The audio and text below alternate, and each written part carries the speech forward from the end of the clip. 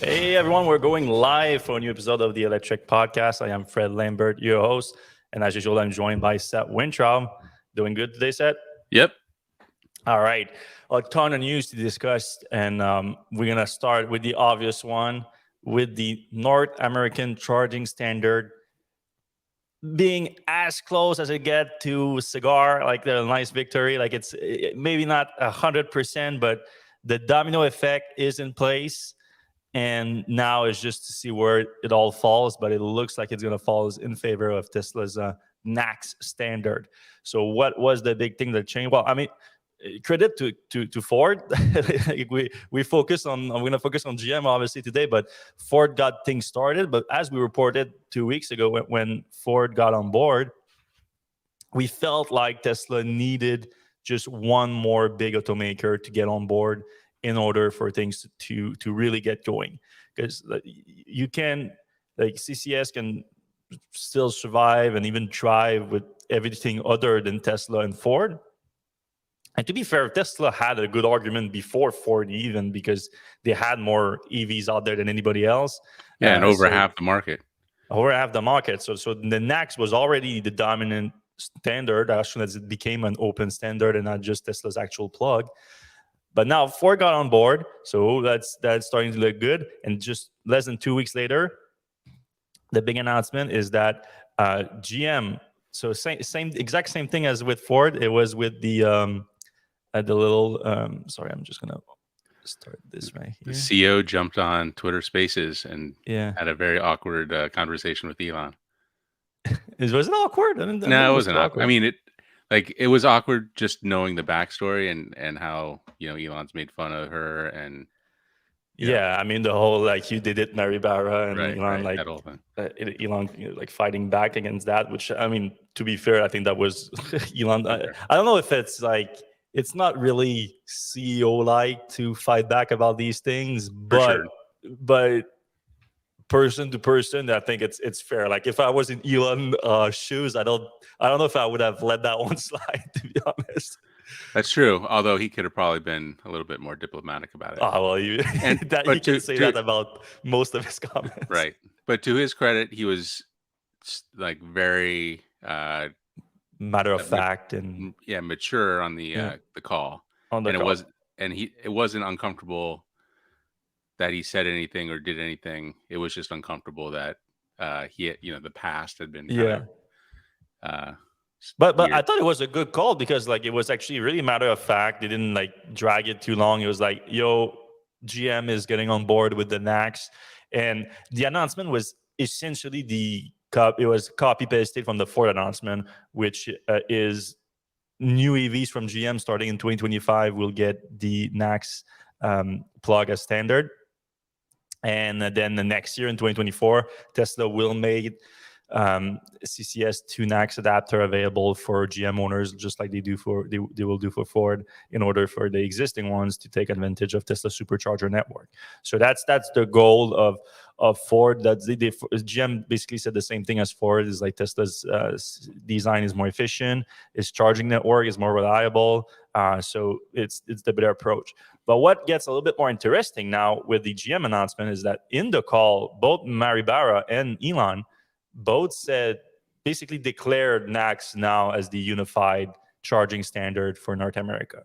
They literally said that in the call, even though it arguably a little bit premature, but at the same time, we felt like this was the thing that's just gonna get the domino effect going. And sure enough, last night, just a few hours after the GM announcement, Flow, one of the biggest charging station manufacturer in North America, they announced that they will now support NACS too. So if a customer, so Flow is not like EVgo doesn't operate its own network or anything like that, but they manufacture stations for other network and they operate the network for other owners. So you need to buy the stations from them.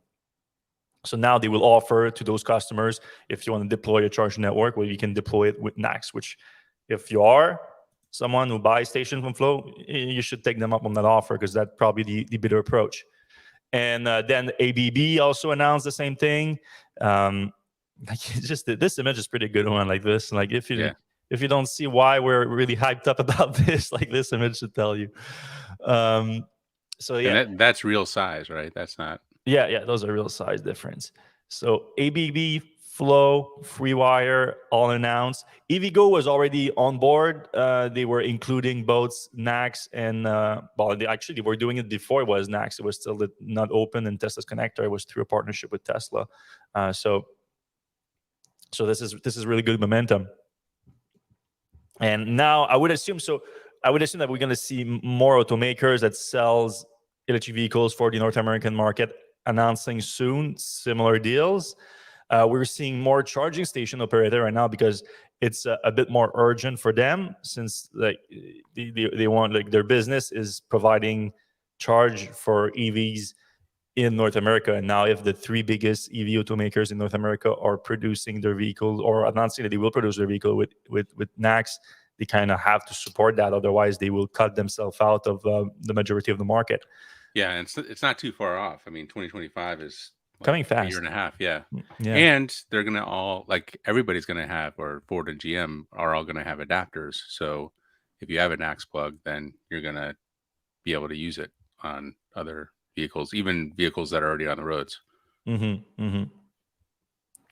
thing that was interesting today, have you been following the stocks of the charging station operators? I have not. What's going on?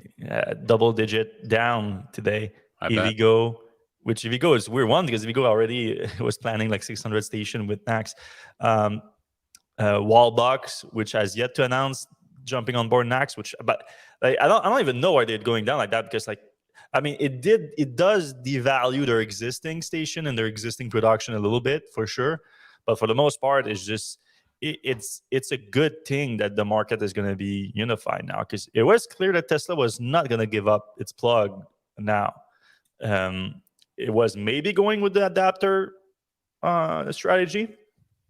Now it looks like the standard has won, but I think that's a good thing overall. It's going to make the market a little bit messy for the next year or two, until all these programs are put in place and in production. But after that, it's going to be a lot cleaner, a lot more simple for the buyers, for the industry in general, and it's going to come in time for the huge volume of electric vehicles, like we've been saying in electric for years. Past 2025, we don't see a lot of people being willing to buy new cars that are not electric. So this is good timing. As soon as like unified standard happened too, like a lot more confidence for buyers, I think, at the same time. This is just a big win, I think, overall. Yeah, and I think possibly the reason that the stocks are going down of the other charging companies is that now they have to compete with Tesla head to head. Oh yeah, that's fair. I mean, that they're messy, like charging. Wallbox less so, because Wallbox doesn't have its own network. Like I think the biggest one that if it had a public stock would be Electrify America. If Electrify America right now was on the public market, I would understand. But Wallbox, I don't get it for that though. Yeah, that makes sense. But I mean, overall, like either EVgo, Electrify America, Shell. That's another one. Shell should announce something. Mm-hmm.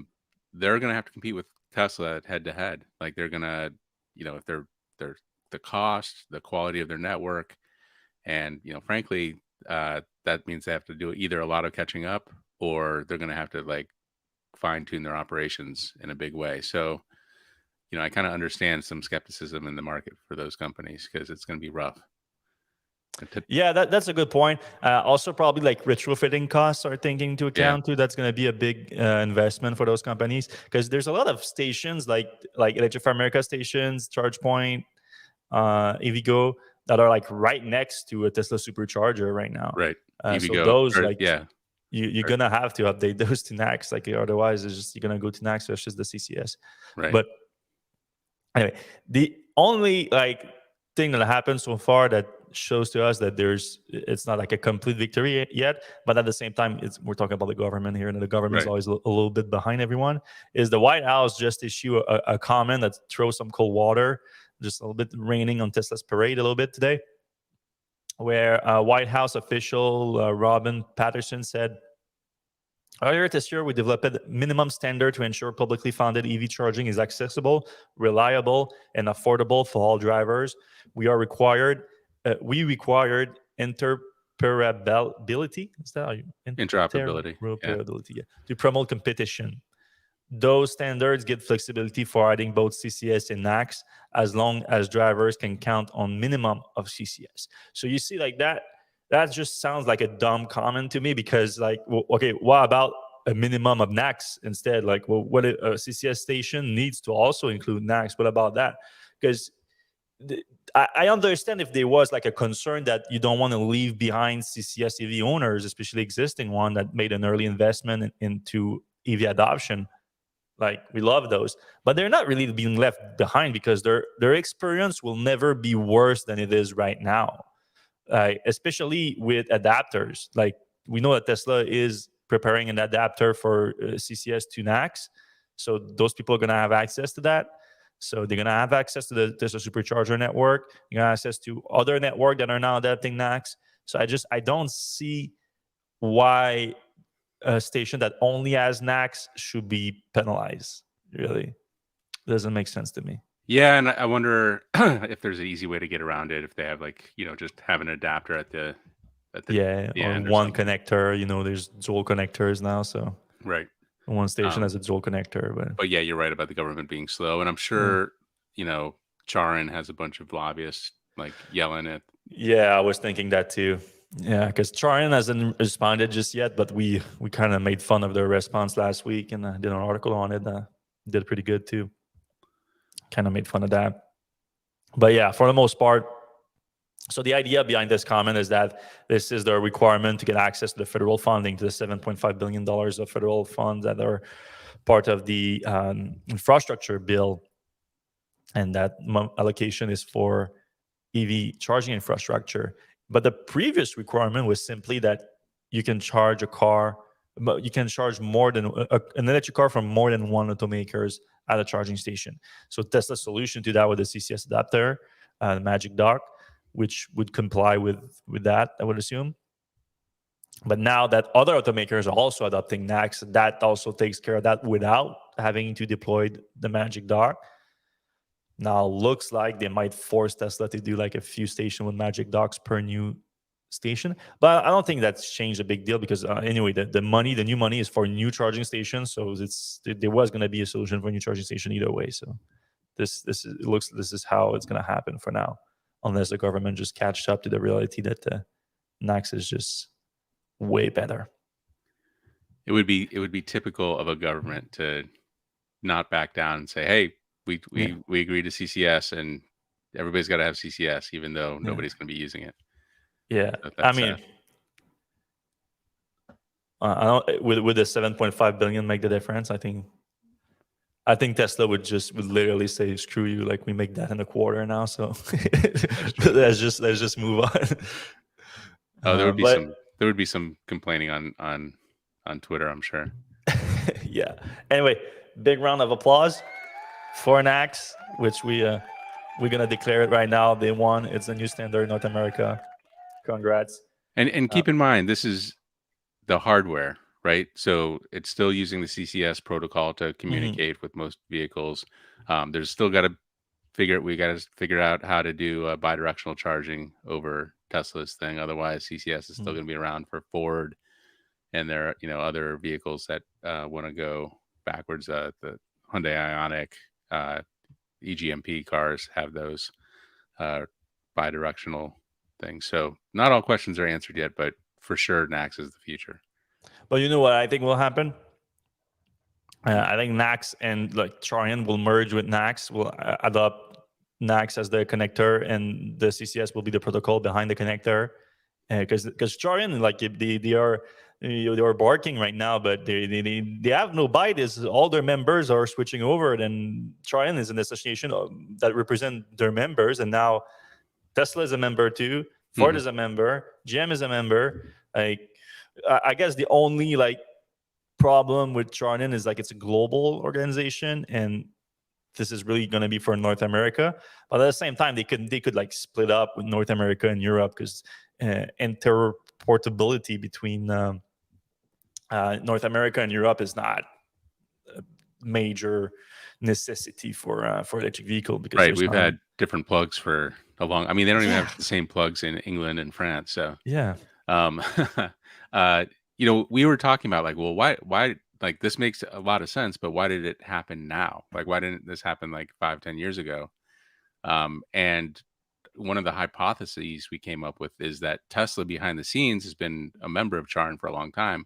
They've probably been pushing Charin like, hey, this is better in every way, hardware wise, than your standard. Why don't we do this? And, Charin's got like committees and committees of committees. So, they probably couldn't get it through. So maybe at some point Tesla was like, and, maybe this is when they went direct to manufacturers and said, hey, look, what do we need to do to get you guys to come over to NACS, or come over to a standard? And maybe Ford said, hey, look, we'd love to be able to charge on your network. You have to give us an open standard. It's got to be something that nobody controls, or it's controlled by many. So I think there's probably some stuff going on behind the scenes. I'm sure there'll be a movie about it at some point. But no, I mean, everything you just said made a ton of sense. I'm sure it's a close version of that just happened. It also worked with like the magic duck deployment, like starting and then stopping. So it could make sense that Tesla was like not making enough progress with the automakers on that front, and then started deploying magic duck.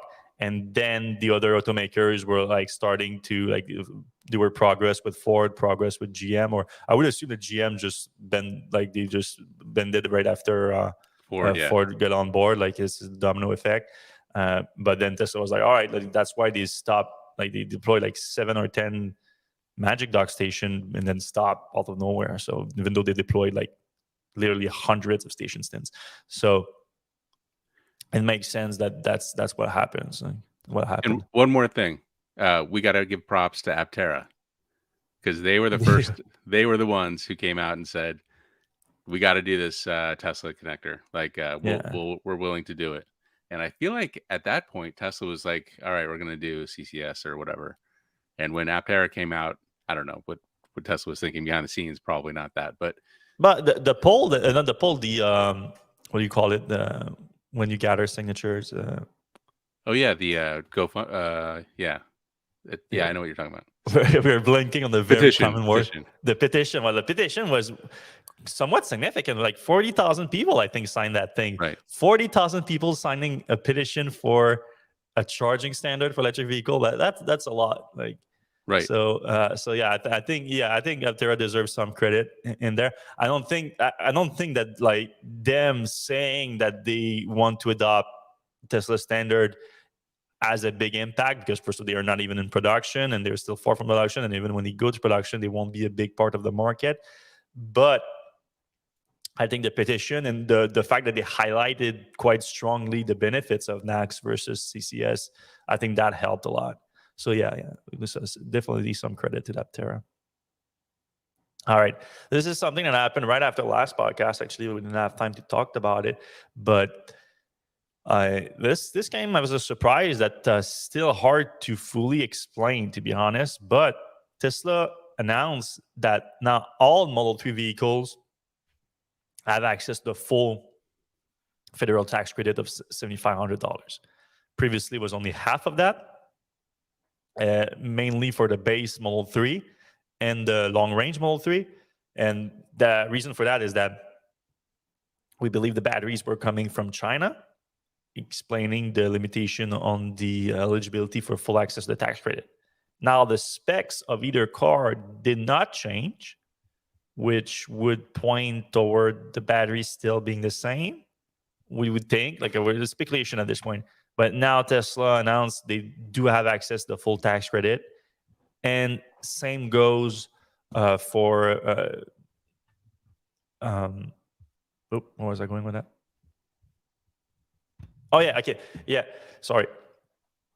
The other my other suspicion was like, okay, this might be a new Highland refresh Model 3 situation where Tesla is now with this new Model 3 has a battery that's made in North America, battery cell made by partners with the sources, the resources for the batteries coming from places that have a free trade agreement with the U.S. So the eligibility would be to the full tax credit. So that makes sense. And now Tesla would be, as we've been reporting the last few weeks, Tesla has been liquidating its new inventory Model 3.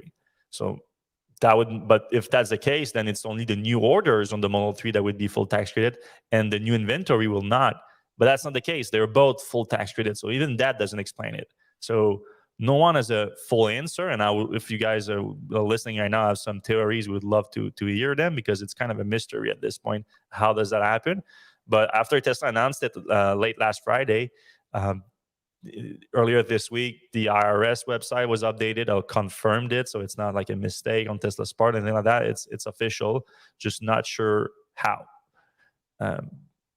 We won't complain about it. It's more people buying EVs because it makes the Model 3 right now super cheap.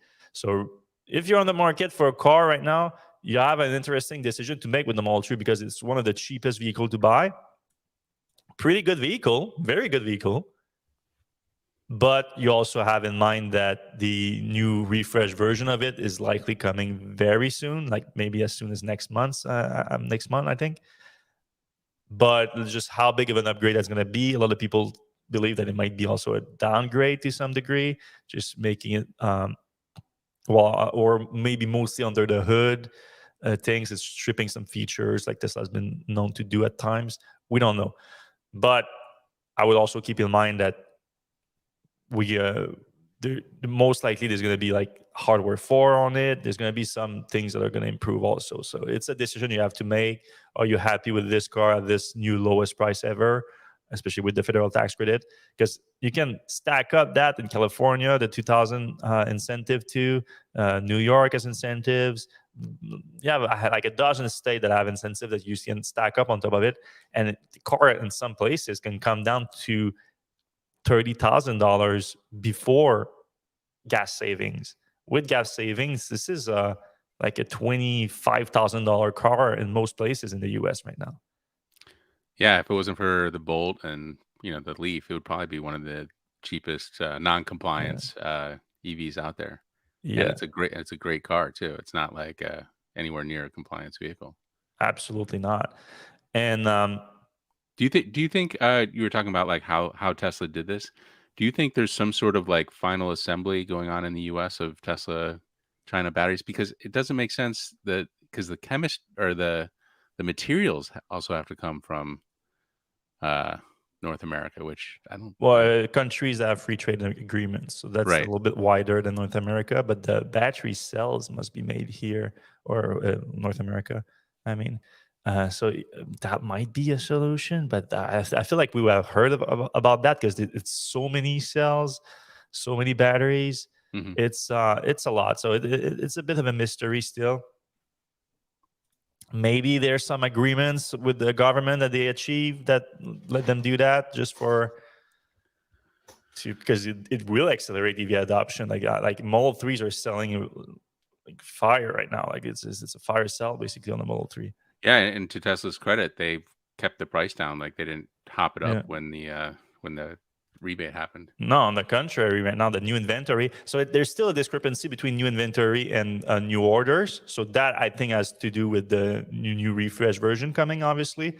So there's a chance right now that if you place a new order, you might like get actually a new refresh Model 3 if you don't get delivery by the end of the month. But if you want the cheapest car possible right now, you have to go through new inventory. And those are pretty cheap. Yeah, you have like up to $3,000 discount on top of the federal tax credit. So that's already like a $30,000 car, and then before local incentive, super cheap. All right, we had this little exclusive this week about the Cybertruck. So we had some checks to the supply chains, and some communication between Tesla and suppliers gave us a better idea of the volume planned by Tesla and a timeline for production. So this, I would argue, honestly, this being the best timeline there is out there right now, is this one that we published on Electrek this week, because obviously the official one from Elon Musk has been end of Q3 for some kind of delivery event. And if we base the delivery event on Tesla's most recent launch, like the Model Y, it's going to be just a few deliveries to Tesla employees. So that's what makes sense. So it doesn't give us like a great look at the start of production and everything, because it's just handing a few cars to customers. It's about, obviously the car gets approved by regulators, so that's a good thing. But other than that, it doesn't give us an idea of like how production is going. Now, Project Everest, which is what Tesla calls Cybertruck internally and with suppliers. Also the official timeline and planned production. Elon said about 250,000 units last month during the shareholder meeting. And then after that, he said 250, but maybe 250 to 500,000, he said. So we also got an idea on that. Tesla told suppliers that it is aiming for a volume. It wants suppliers to prepare for a volume of 375,000 Cybertrucks per year. But that is assuming that the supplier's production line are operating at 85% efficiency. So it's going to be a little bit lower than that. But also, I would note that number that Tesla has been giving suppliers has been going up and down throughout the last year. Like just earlier this year, it was 280,000 units, I think. So it went up by almost 100,000 units in just a few months. So Tesla wants suppliers to be ready for quite significant volume, like higher than Elon has said publicly. Well, he did say also 250 to 500,000, but at first he was more talking about 250,000. So it looks like he's playing things down a bit. In terms of the timeline to production, so again, he's talking about a delivery event around end of September. We learned that Tesla is planning to have release candidates for the Cybertruck at the end of August. So release candidate is built on the production line, and it's the last step that before the actual start of production.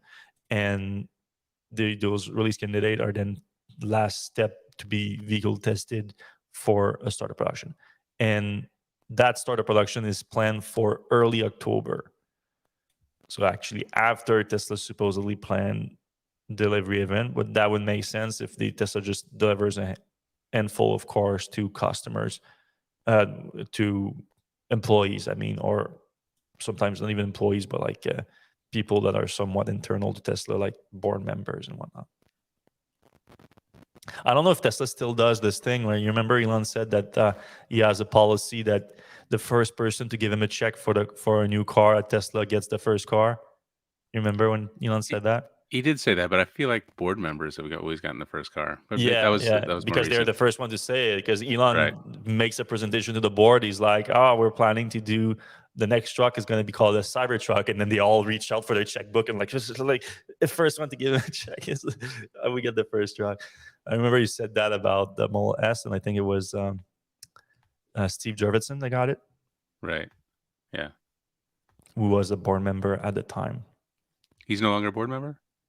Steve, no. You remember with the scandal about like him loving sex parties? Or, well, actually, I think it was, I don't know what I'm talking about. From what I'm hearing is like, it's a lot less than that. It was just like, he ended up to a party that had a sex party after or something like that. So yeah, there was a book. Bloomberg, somebody had a book where allegations were made. Yeah. Well, I don't think it was not like sexual harassment or anything like that, but still, like nowadays, you don't know what gets you canceled. It's Yep. All right, moving on. Model 3 refresh was spotted this week, like prototypes with camouflage. Nothing huge out of this, but they kind of disappeared for a while, and now they're coming back. 2 of them were spotted this week. Is it an indication that the launch is closer? Potentially. So I thought it was worth noting for that. And this sightings comes from the Kilowatts on Twitter. And it did show that they have the new hardware 4 cameras on it, which, I mean, we already assumed that the refresh Model 3 would be the introduction of hardware 4.0 to the Model 3, since it is now on all of their Tesla vehicles. I think last week we reported that the first Model Ys were being delivered with the hardware 3. Nürburgring record for an EV production vehicle is back in Tesla's hands, thanks to the Model S Plaid with the new track package, so the new wheels, tires, and brakes. It's apparently, you can say it's a production car if the manufacturer offer that package. But I mean, you can argue whatever you want. But anyway, Tesla just beat Porsche's record with the Taycan Turbo S that also had its own very limited track package on it. So I think it's fair game at this point if they are both using this track package, even though they're calling it an EV production record. And to Tesla's credit, they beat the record by a significant margin. So they achieved a time on the famous Nürburgring racetrack of 7 minutes 25 seconds. And I think the last Tesla's record was 7:35, but Porsche's record, I think, was 7:33. Like, they beat it by 8 seconds. So yes, congrats to the team. You can watch the whole video. Yeah, by more than 8 seconds they beat it. So maybe that doesn't sound like much, 8 seconds, but on a racetrack that is tested at this degree, it's significant. I don't know if it's in our show notes, but Porsche, within days of this getting beat, released their new EV, like crazy. It's supposed to be like their 959. It's supposed to be, very limited edition, very low numbers, but they want it to be like the all-time champion of Nürburgring. And they don't just want to one-up Tesla. They want to be the fastest car period ever at Nürburgring, gas or electric. So that should be interesting. Yeah, but right now it sounds like it's just going to be a one-off, though. They're not confirming production of it. Right. But I think they wanted to kind of say, hey, we're not out of this thing yet. Yeah, but it's not going to be an EV production record. They just want to stay in the news cycles. It's like, yeah, they can make a few of them. I mean, I don't know. All right, we have a few more news items to discuss, and then we're going to jump into the comment section. I know there's a lot of discussions already in the comment because of NACS, and I understand you guys are excited about it. If you guys have any specific question, if you put question in all caps before your question, that will help us navigate through the comments after the show when we answer your questions. And if you have any other subject you want us to discuss, you can put that in the comment section right now. We'll get to it too in just 15-20 minutes from now.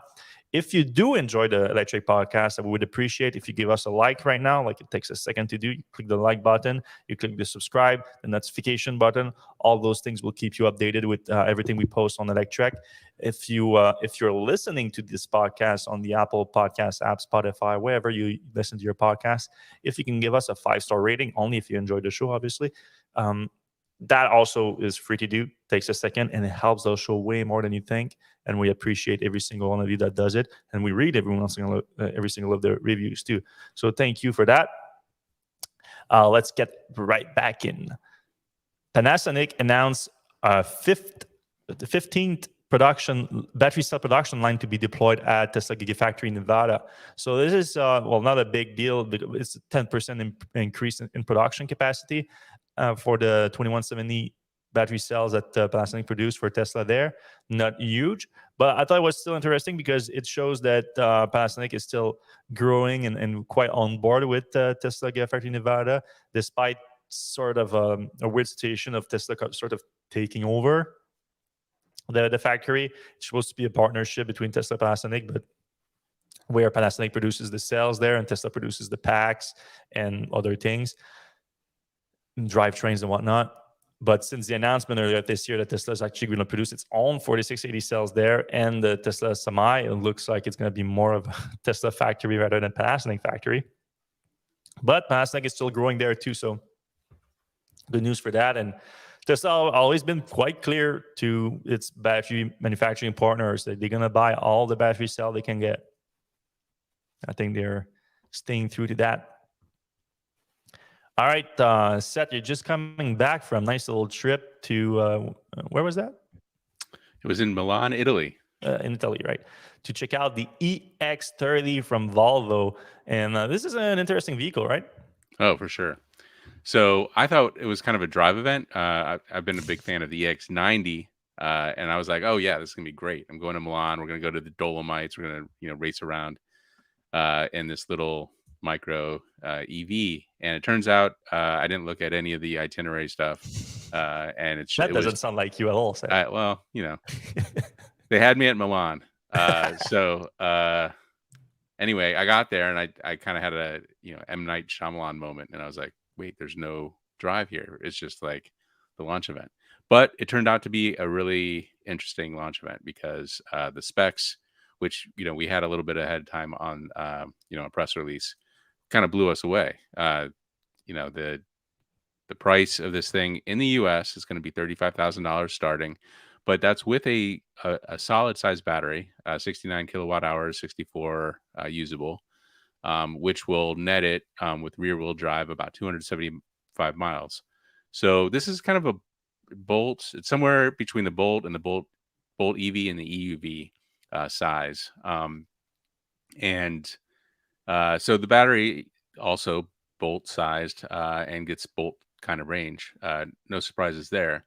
But something we've always been talking about is like, well, what if GM started doing stuff to the Bolt and actually working on it? What would happen? Well, what happens is if you add a 150 horsepower motor to the front, not a huge motor, not a fast motor, you get a car in this size that goes 0 to 60 in 3.4 seconds. So that becomes faster than a lot of Ferraris and Porsches out there. Not all of them, obviously, but a lot of them. And it's funny. I haven't posted this yet, but we had interview times with some executives, and the COO or chief sales officer or something was like, "Yeah, we at Volvo don't care about speed. We don't care about acceleration. This was an accident. Like, we didn't mean for this to happen. The fact that it goes as fast, we're not even sure we're okay with it." And you talk to the engineers, and they have a little bit more optimistic, like, "Oh, isn't this great?" Like, that's one of them right there. That's the project engineer. We had a good conversation. So it also has specs otherwise that are really good. It goes 10 to 80% charge in 26.5 minutes.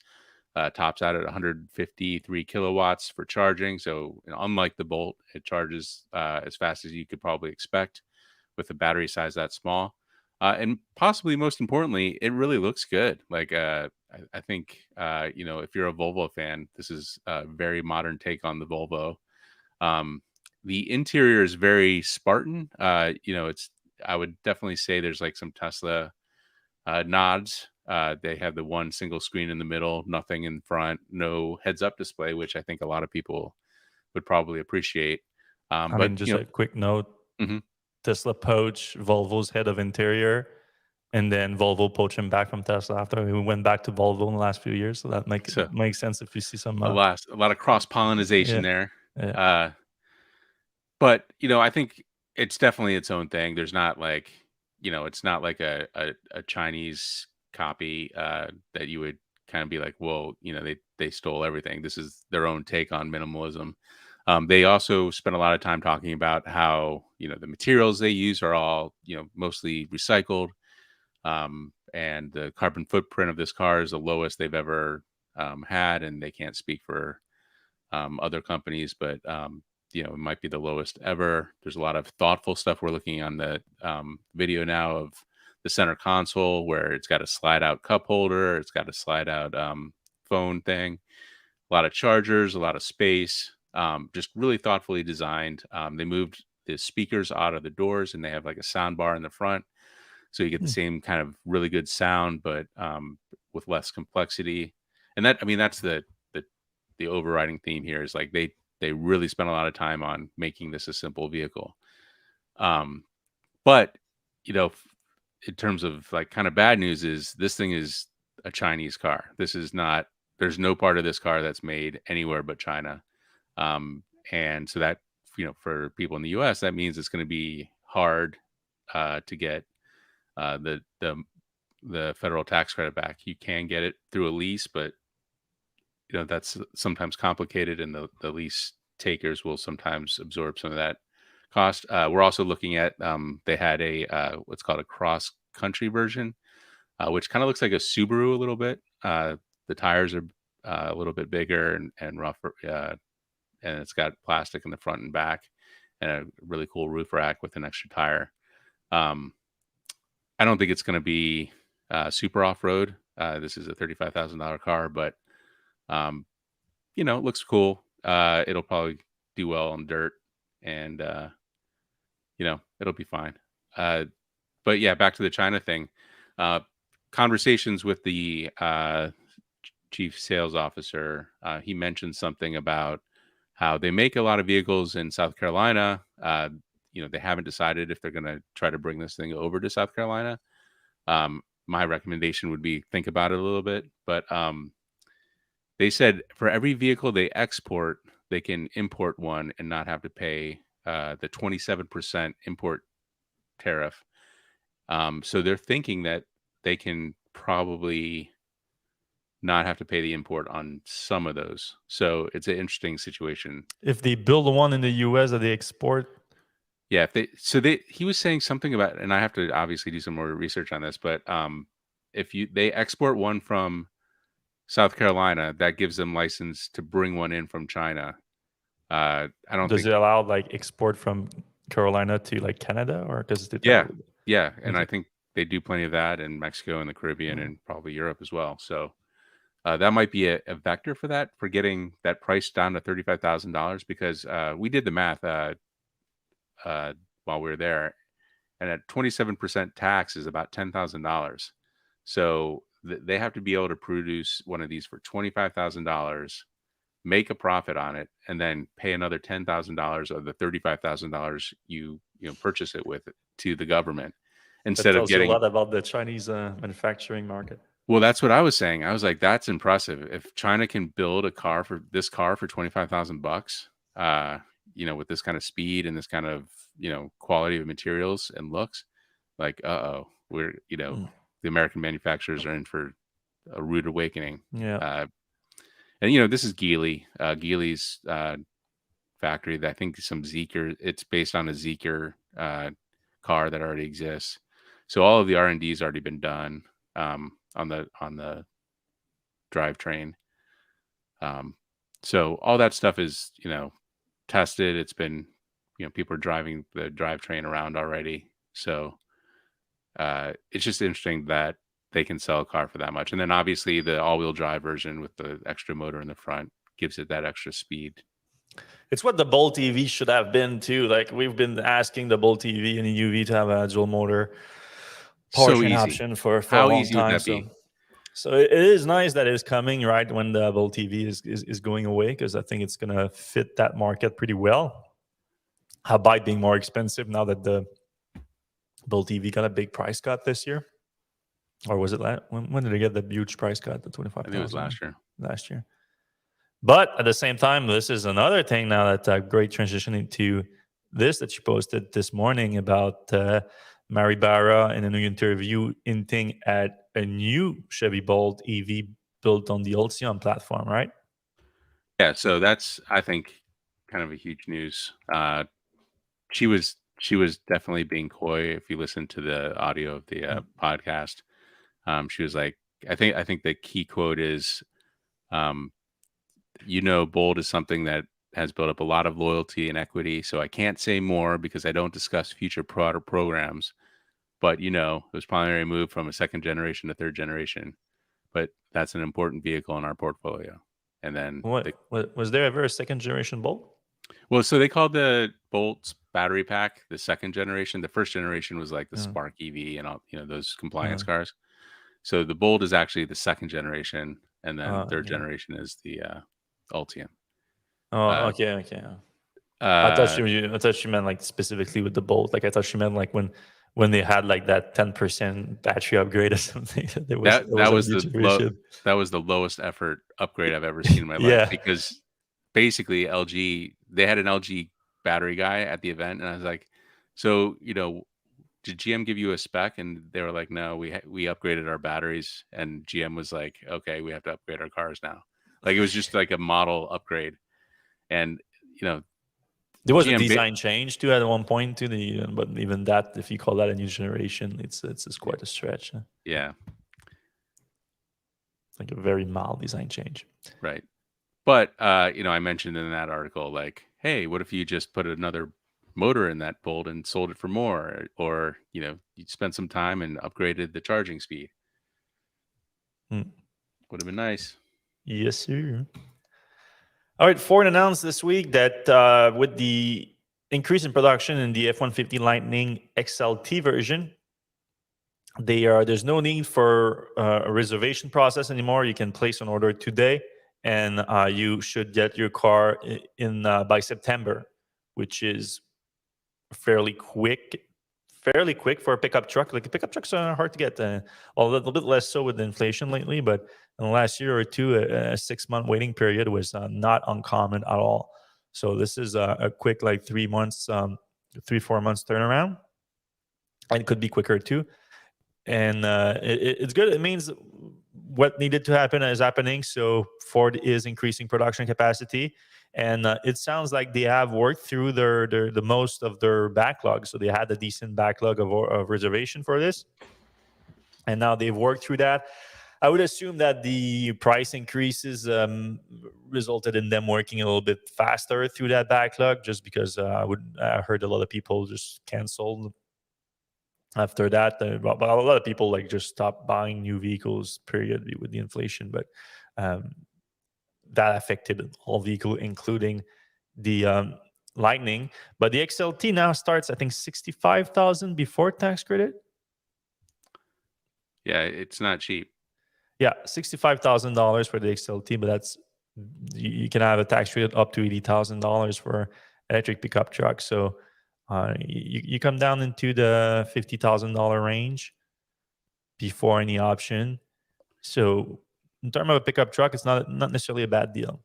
Yeah, I know people who've got both a Rivian and a Ford, and a lot of people say the Ford is better for like road trips and stuff. It's a little smoother, and so I think it's competitive. It's also interesting that we mentioned Rivian. Rivian's having I think we're going to talk about that next, maybe. Oh no, this is about the fire. But the Rivian's having an event where you can go to normal and just buy one like old style. Ford is now, we're talking June to September to get a vehicle if you order now. I think as these cars start to get lower and lower in delivery times, the actual number of people who want to buy these things is going to go up, because I think a lot of people want to test drive and actually want to buy one old school style, like where they go to a lot and they drive it around and that they like it. So I think there's a whole lot more demand drivers to open up for these electric pickup trucks. Yeah, and also just we know if there were a group of drivers that were more reticent into getting into EVs, the truck drivers were definitely on top of that list.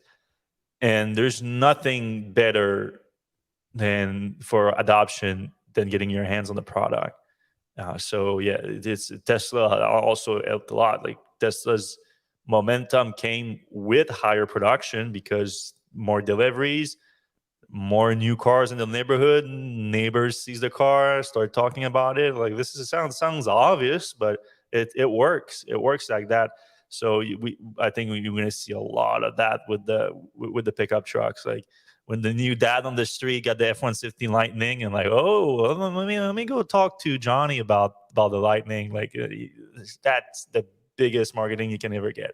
Yep. Now, on the bad marketing side, this happened this week with the Rivian R1T that caught on fire at an Electrify America station. So we heard about that before, about not necessarily catching on fire, but we heard the Rivian R1T having some problem at Electrify America station in the past, where they would overheat, the charging port would overheat and would cause problem with the car, and the car would brick at the charging station. So we heard a few instances of that, but now a fire occurred And we reached out to both Electrify America, which didn't even respond to me as far as I can remember. I don't think they ever did. They're probably just freaking out about the NACS too much to even.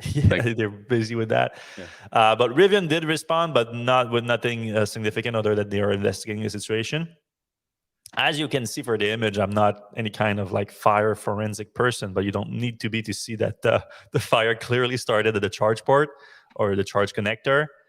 And the good news is that it doesn't look like the battery pack was affected. So even though it was a significant fire by the look of it, and we saw some videos too of it when it was actually on fire.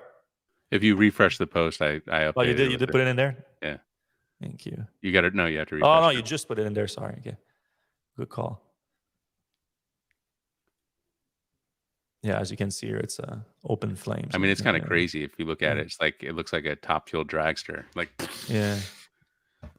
I don't know what that is. Oh, maybe that was like the 12-volt battery. I think it was the 12-volt battery. That's what maybe speculation was. Yeah, because Rivian did when they did reply to us, they did say something about it not hitting the big high voltage battery. Yeah. I mean, that's obvious from the aftermath, because if it was I would bet you the car wouldn't look like that at all. But so it looks like there's a good firewall between, like a literal firewall between battery and the rest of the car. But still, obviously, a concern. Like this, like we keep saying, statistically speaking, electric vehicle are not more likely to catch on fire than gasoline powered vehicle. You know, gasoline, the very flammable liquid that you put inside your tank in your car, and it can burst in flame. But it's still worth like looking into fires like that when they don't happen after a crash or things that you know should cause a fire sometime. This being parked, charging, not a good look, but I'm sure Rivian is on top of it. Yeah, obviously. All right, that's it for all the news this week. We can jump into the comment section and start you guys' questions. And a lot of comments today, mostly on NACS. Yeah, Doug Grunberg's charger companies taking about public or consumer NACS charging, free wire, EVgo, Flow. I think we covered all those. ABB also. Yeah, ABB. And Blink, I think Scooter just said that he got a comments from Blink. Okay. Yeah, they said their new DCFC charger is gonna have both the option of CCS and NACS, which that's obvious. Like every new charging station manufacturer is gonna announce that in the coming days. All right, question. Some older Tesla vehicles need minor retrofit to use the CCS adapter. Does this mean when non-Tesla branded NACS fast chargers roll out, they won't work on these older Teslas without said retrofit? That's a great question. NACS uses a CCS protocol even if the plug is different. I think. But you're talking about the other way around. I think obviously the CCS to NACS connector adapter is going to be way more popular than the NACS to CCS now that NACS has basically won. Right, but I think he's asking, can I take my old Model 3 to like a like a Flow station with a? Yeah. But I don't think they will be able to charge using the Flow station with the NACS adapter. Yeah, not. But the NACS to CCS adapter. Right. Yeah, well, that already exists. That already available for sale on Tesla's website, but yet there's a need for a retrofit on the charge connect the charge computer on board. But again, so that I think that's a much smaller use case than the other way around. Yeah, I mean, especially now, like for myself, I was always thinking about it, like should I get this adapter or not? But I was always I don't know how much use I'm gonna get out of it. And now that it sounds like everything is going NACS, I'm like, all right, like I'm not gonna buy this adapter if my Tesla is gonna be able to charge at future like EVgo stations, Blink station, Flow stations, all that. So, all right, Neil from the Gold Coast. Question: is there any news to confirm or deny whether there's likely to be a Model Y refresh anytime soon? Obviously, we see the Model 3 refresh coming. What do you think? I doubt it soon, just because of volume. Like that's the lifeblood of Tesla right now, the Model Y in terms of volume. So any kind of refresh would affect production line significantly, and that would be bad for Tesla. So I wouldn't hold my breath for that. Like, it's going to be certainly not this year. I would be shocked if Model Y gets any significant upgrade this year. Might get some changes, like Tesla always implement some changes, but not like a whole refresh. All right, Glenn Stanford, great quick look at the Volvo EX30. We need more of these cars. I agree. Agreed. The nail is in the coffin for CCS. Change all CCS connectors to Tesla ones and provide the CCS to NACS adapter for the rest of the CCS ones. Yeah, I think that's the idea. Yeah, no. So it's going to be a bit messy for the next few years. So I don't know if they're going to do that or if they're just going to provide the adapter instead. They probably every charging network operator is probably going to have to do the math and see like what makes most sense, whether providing an adapter or retrofitting existing station.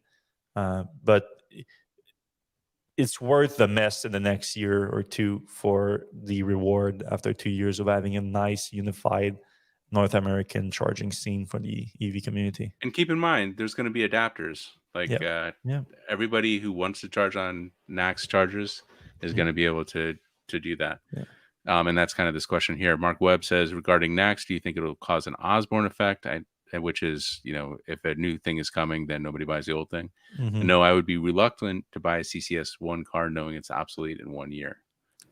Yeah, your adapter point like kind of fixed that. Now, obviously, less optimal experience than no adapter, but also not a huge burden. So maybe, yes, it devalues CCS car for the next year, but like not by much. And you know what? You know what makes that as clear as ever is like Ford and GM's announcement coming now and not a year from now makes it pretty clear that they are not too worried about that. Also, they're just not too worried because EV is so little volume for them at this point, rather than what it's going to be in the next 2 years. So I don't think they're too worried about it. But also, I wouldn't like it wouldn't prevent me from buying like this EX30 right now. If I was in the market for a car that size, I would definitely go electric. I would probably go with this one, and the CCS plug would not stop me. Just $100, $200 adapter, and it's fixed. Yeah, I mean, I hate we always talk about this, but fast charging is obviously very important. That too. But most people charge at home. It's not going to be a big deal. Mm-hmm. And Teslas come with adapters. You can get an adapter really cheaply for level 2. So it's not a big deal. Yeah. All right. So this is kind of a follow-up. Neil from Gold Coast again. Question: I'm trying to decide on a 3 refresh or Model Y. Wow. He's already buying a 3 refresh, even though it hasn't been announced. But I'm concerned there might be a Model Y refresh coming next. What are your thoughts on Y refresh coming based on what we know? So we kind of address that. So here's the thing to think about the Model 3 refresh. Like, we've seen the exterior. So a little bit new headlights, new taillights, fascia a little bit updated. Those are all things already like slightly different on the Model Y.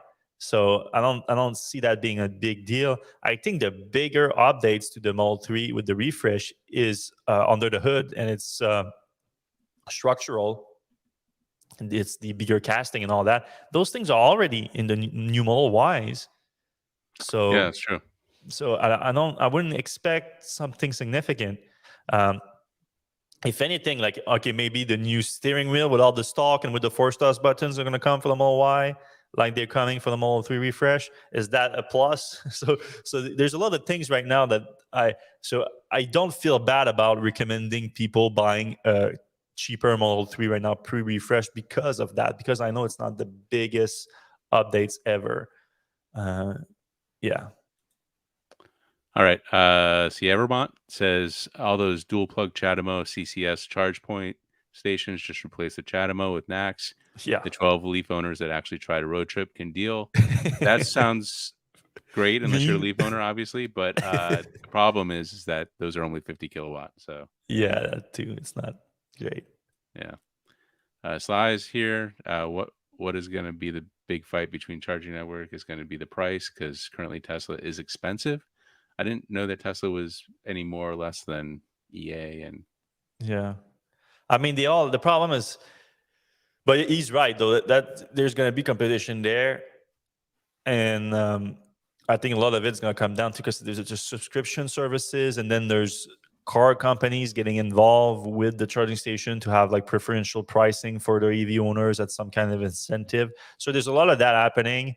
I can see, again, going to be messy in the next year or two, and then I see things just being a little bit more uniform, a bit more make sense. But then you can go to a gas station, and then the NACS gas stations charge like 10 more cents a liter, and like that's also a thing that happens. Like, so you have to shop around sometimes. So this is one thing I haven't really thought much about, but it could be a concern. Question: if NACS is an open standard, does Tesla wield any power, financial or political, over NACS adapters, car charger companies? If it's I think anyone, standard, yeah, it's an open standard. I think anyone could produce them if they wanted to. I think they already do. There's already third-party NACS charging adapters being produced, so I don't think that's a problem. I think that I think Tesla's made deal with Ford and GM specifically right now to produce adapters for their EV owners. Also, like that was part of the agreement to convince them to switch to NACS. Is like, we're gonna produce you like we're gonna reserve some for your EV owners. Like, so but again, that's gonna be a thing that's gonna happen in the next 2 years, and then it's done. Like, then it's gonna be a unified North American standard. Most, if not all, cars produced for North America are going to come with the NACS plug. All significant vehicle anyway. And think about how much better it is. Yeah. Like, it's going to be a lot less materials. Like, you think of even it's just a little bit of material, but like a lot less plastic, a lot, adapter, heavier, chunkier, all that stuff. So think and now all the ego stuff is gone too. Like, now that Ford and GM got on board, even though NACS is like, Tesla has made some work to like dissociate itself from NACS, but it's still pretty much a Tesla connector. But now that the big ones, Ford and GM is on board, like Rivian has no excuse, Hyundai has no excuse. Like all these guys are going to come out with it. Like, it just makes sense. Yeah, I think it's only a matter of time. And for what it's worth, we've reached out to Rivian and some others and asked them for comments on NACS. So if we hear anything, we'll post here. Moving on. So Gold Coast guy again. Do you think there will be any tech upgrades for a Y refresh if it was coming soonish, or do you think it would just be cosmetic? We kind of talked about that a little bit. Yeah, I don't think any kind of significant, like from that point on, I think any EV wise, like EV technology wise, I think everything is going to be mostly incremental improvements. And with Tesla, it's something like, if I don't know if it's Gold Coast's first time like buying a Tesla, but it's something you have to deal with. Like, they change the cars all the time. It's not a model year approach. Timing is hard to guess, so you kind of have to deal with it. Like, it's like, do I want this? Do I like this car right now the way it is for that price? If you do, go for it. If you don't, not, because there's going to be price cuts after the fact that you're going to be, I wish they didn't do that and all that. Then you have to deal with it, basically. All right, Mark Webb says vehicle to X is already in the NACS specification. Yeah, I think there's some language about that in there. Yeah, and we also know that Tesla in Europe was also building their cars to do bidirectional for a while. So it's all in there. Did that dog strike video about Tesla come out because Waymo just had the same thing happen? I didn't see that from Waymo. No, I didn't either. That's sad. Yeah, Waymo is slower though. Operating normally doesn't Waymo has like a speed limit on it? Yeah, I don't think they go as fast as that one was going. 30 miles an hour or something like that. It sucks. Question: prediction on Charin megacharge standard, Tesla on board or independent? I think Tesla's on board, aren't they? I don't think that's been 100% clear, to be honest. Okay. I know that Charin was considering that, because Tesla had proposed its own mega charging standard, and Charin was considering it, and then they went their own way. No. So big battles with what happened with NACS. Like, I wouldn't get it past Tesla to do it again. Yeah. All right. This is something to think about. Carl Aldinger, big problem is that being missed here is that in the celebration of NACS is that Ford and GM are undermining the establishment of a healthy competitive system for charging by choosing Tesla, not just NACS. see, you're excited that Tesla won, but will you support nationalizing the Tesla charging system if it's a monopoly someday? And it's a major problem how Tesla runs it. I think Carl is not differentiating the connector, the standard for the connector and the charging protocol, and the operation of a charging network. Right. So you think Tesla, when no one else was doing it, decided to deploy its own charging network, and now it should be nationalized? Like that's not a good look. That's not how it works. What is being not nationalized is not the good word. It's being open source is the charging connector and protocol and system that's involved in that. But the charging network is not like there's no monopoly involved at all. It's just that's going to be the technology used to connect the cars.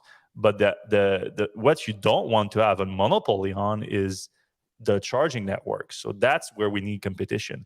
But that's what so Tesla actually did a favor to those other companies. Now they use the better charging connectors, the NACS, on their own chargers, and those charging network now will have access to a much bigger market, meaning Tesla vehicles on top of now all the other vehicles that are adopting NACS, which soon is going to be virtually every EV is produced for the North American market.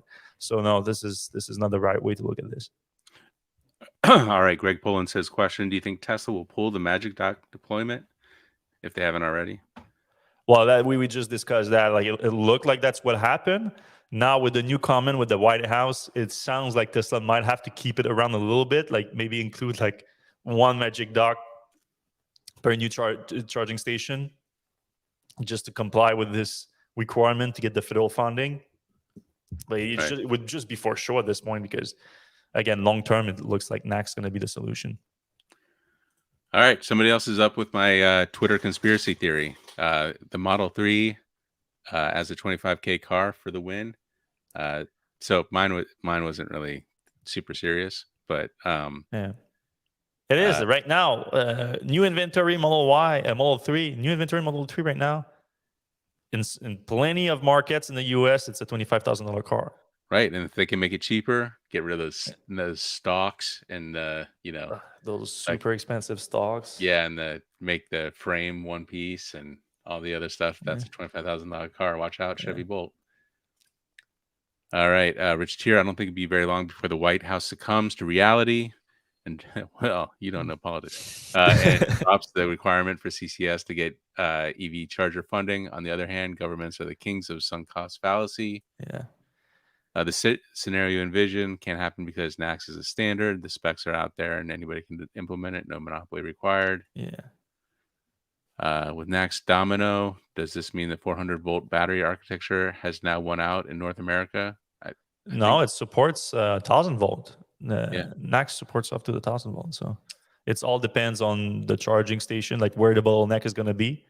But the standard is not going to be the limitation up to 1,000 volt, or even a little bit more, 1,100 volts maybe. I'm not so sure. Yeah, it starts to arc, I think, at around 1,100. All right, Peter Ferret, only 40% of the battery packs need to be made in America across all Model 3s. Oh, so is that how it works? But I think that the battery pack and the cells too. The cells are separate to the battery pack. It's like another part of the requirements. I might be mistaken, but. All right, question. Isn't Tesla's short charge cord and some charge ports locations on the wrong side still a problem? Yep. Yeah, but that's the other good thing too, that now they're working with Ford and GM. I would assume that in their future vehicle program that do include NACS, they're gonna standardize where the charge port is gonna be, and that's badly needed too in the industry. But that said, no excuse. Like Tesla could make their charge cord a little bit longer, but that's apparently what is the case with the V4 supercharger, which we haven't seen in North America just yet, unfortunately. Right. I kind of like where Rivian has their charge port, like on the front, by the front light, but also Tesla's obviously in a good spot as well. Yeah. Corners are good. Mm-hmm. Tesla says you can't use our protocol, use CCS protocol, so no NACS isn't a standard. It's a plug design. The problem rests with GM and Ford favoring Tesla's proprietary network. don't know if Carl's got the facts right. I think GM and Ford are open to all networks. I mean, one of the reasons that Ford and GM are getting on board is to get for their EV owners to get access to the supercharger network, because that is definitely a plus. But the reason they're incorporating NACS in their future EVs is because the connector is a better design. All right, I'm just going through some questions here. Question: do the recent announcements by Ford and GM mean that the Magic.co, we talked about this. We already did that. They're dead before it arrived. All right. We're getting a lot of conversations here. All right, back to Volvo builds the safest cars, then builds a compact car that is blisteringly fast. I just watched a BMW iX wreck his car on video because he decided to cut around a car at light speed. Well, dumb people will do dumb things all the time too, so you cannot make some things completely dumb proof. But in general, I think acceleration can be safety to a degree. Like if you need to get out of a situation really quickly, like it's super useful. I know in the highway, like sometimes like you want to be able to pass someone for safety reason. You see sometimes I see a driver like falling asleep next to me, like, oh, you just get ahead or get back and honk your horn, things like that. All right, Mr. Turkey next says no knee room in the EX30 backseat, teeny tiny all over. No, not really. There's plenty of room in the back. It's similar to a Chevy Bolt, which, it's not super luxurious roomy back there, but it's easy for an adult to sit back there, even with like an adult sitting in the front. And if you have kids, obviously, even better. So that's not a problem. Let's see. Question: do you guys think the $35,000 Volvo will get that 0 to 60? And curious if Tesla can export cars and then get credit to import a made in China car for similar. I mean, they don't need any credit really for. I mean, they're building enough cars in the U.S. that they don't really need to import cars. And I don't think the $35,000 Volvo will get the 0 to 60. That's the all-wheel drive. I imagine that's going to be a little bit more. If you want to find out, you can kind of look around at, they're selling it in Europe now, so you can see what the prices are. I think there's like a 42,000 euro version that has all-wheel drive, so that's adding like $7,000. Still a pretty good car for $42,000.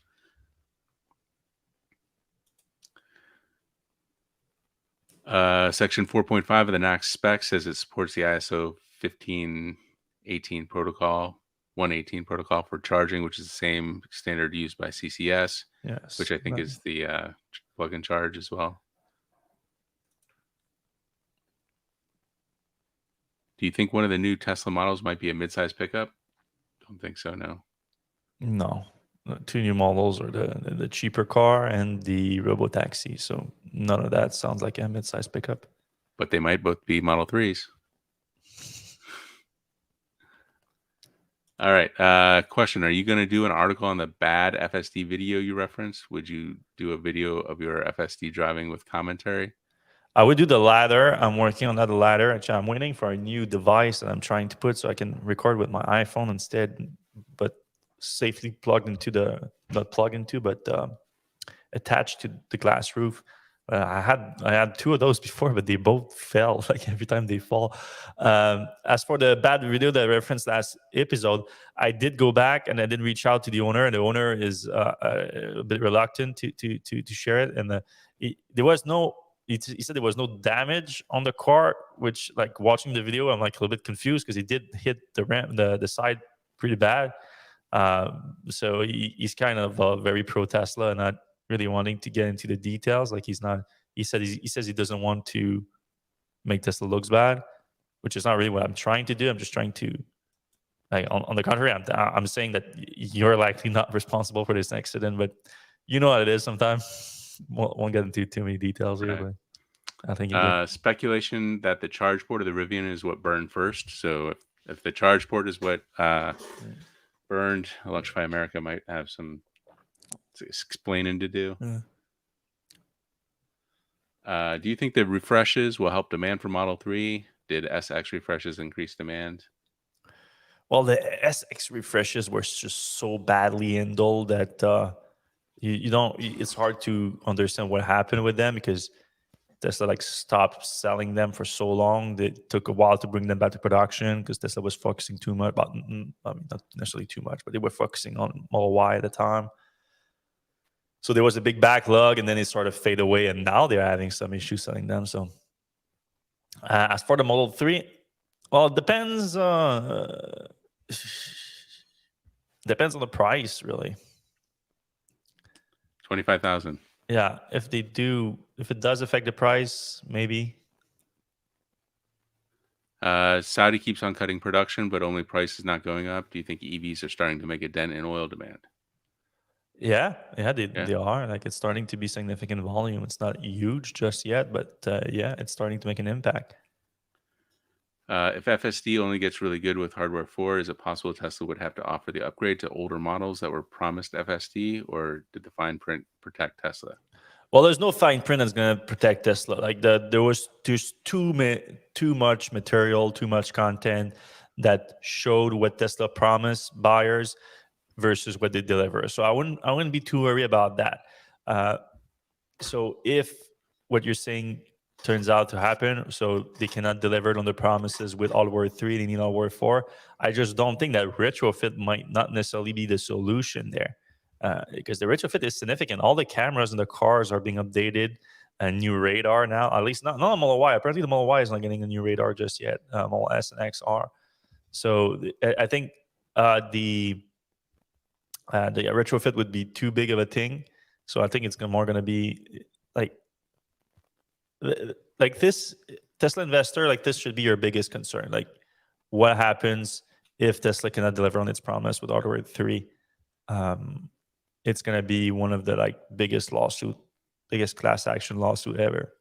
But can't they just keep pushing it out and saying, we're still working on it, we're still working on it, we're still working on it, and then yeah. So here's what I'm thinking. They could technically do that up to the point that what if it start working with Hardware 4?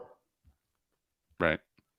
Then it starts looking bad. So like, wait, what? This guy that bought his car last year now has what you promised me 6-7 years ago. Right.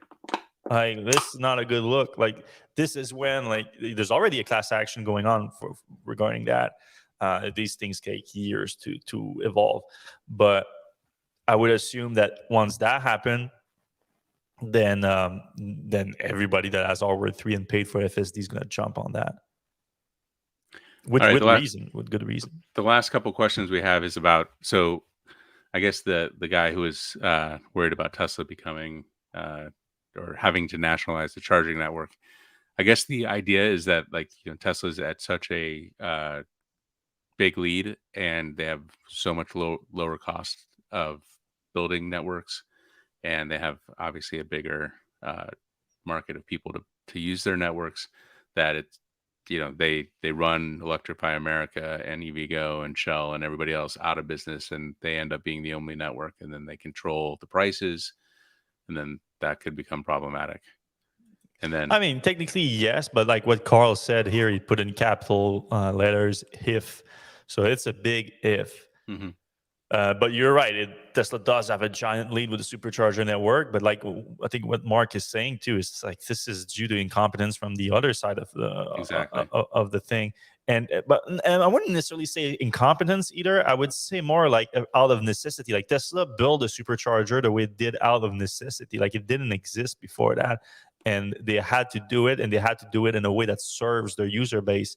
While all the other charging network, well, Electrify America, you can make the argument not, because the way it started is also like it's very unique with the Dieselgate scandal, but the other network, their business is to sell charging to EV owners, while the supercharger network was built around providing a service to Tesla's owners. So the two different approach gave Tesla a giant advantage in building a very good network.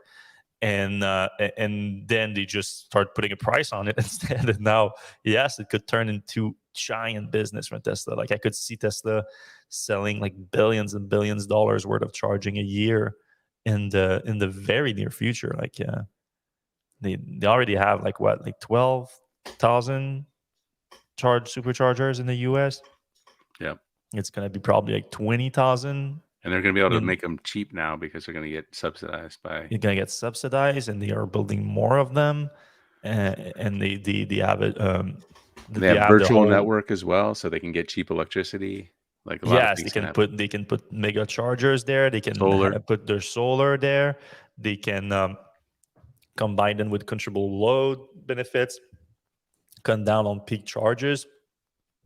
They have years and you have a decade of data on it to optimize it. So you're right. They are in the best situation to own that space. But the concern of the other gentleman earlier was that the standard is due of that. The standard helps in terms of like the connector is more efficient, is better.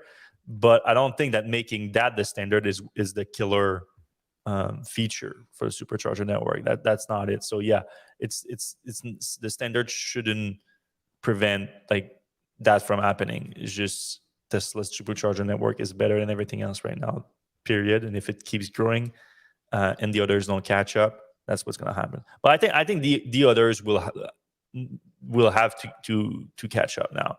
And they receive billions in investment too, and they will receive billions in funding too from the federal government to deploy stations. So they just have to use it a little bit more efficiently, like Tesla, to be able to compete.